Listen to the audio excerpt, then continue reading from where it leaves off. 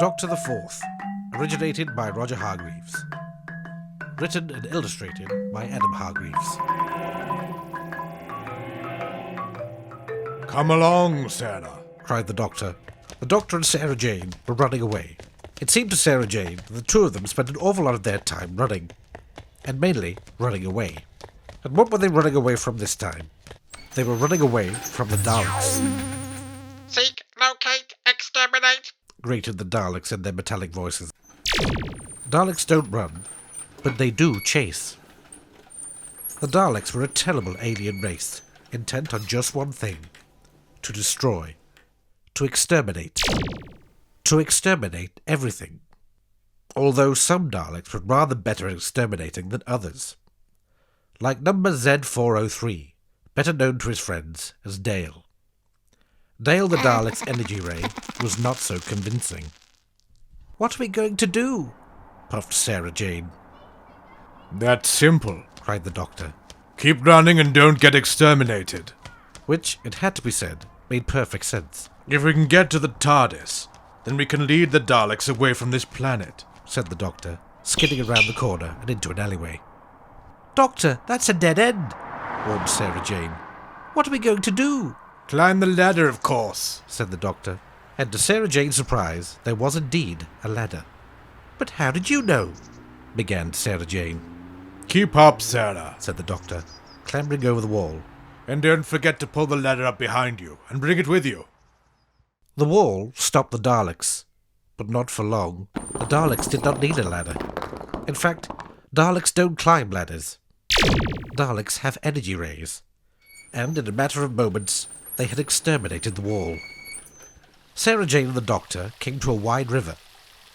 There was a drawbridge, but the control lever was on the other side. Would you like a jelly baby? Asked the Doctor.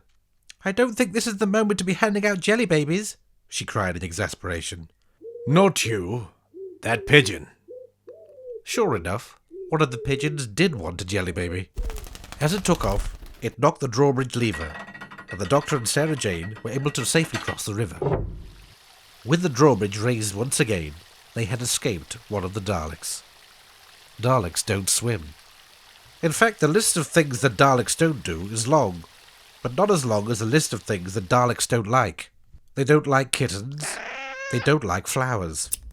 They don't like ice cream. And they definitely don't like tennis. There's only one thing Daleks like, and that's exterminating things. But the Doctor and Sarah Jane were now faced with more Daleks blocking the road ahead. Now where has it gone? Said the Doctor. "Where's what gone?" asked Sarah Jane. Really, Sarah, you must keep up. Ah, there it is. Sarah Jane was becoming more puzzled by the minute as they climbed onto the bicycle that the Doctor had been looking for. Pedal faster, cried the Doctor as they weaved between the Daleks standing in the road, avoiding the energy rays. There was only one Dalek close enough to stop them.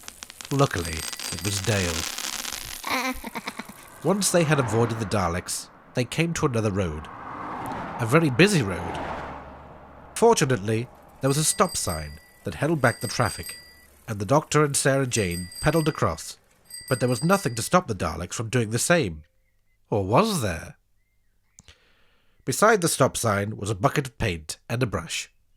"Well, that's lucky," cried Sarah Jane, grabbing the brush and painting over the stop sign. Luck? Said the Doctor. Nothing to do with luck. It's called good planning. Don't forget the paint bucket. Now that the traffic was no longer held back by the stop sign, the cars roared off, and by the time the Daleks reached the road, it was too busy to cross. Finally, they reached the TARDIS. "Why on earth did you make us bring all this stuff along?"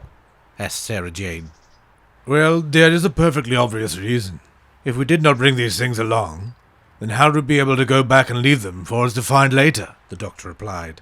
"Well, that's about as clear as mud," cried Sarah Jane.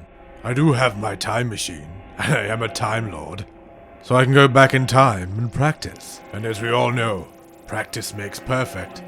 And I never traveled anywhere without a jelly baby. The end.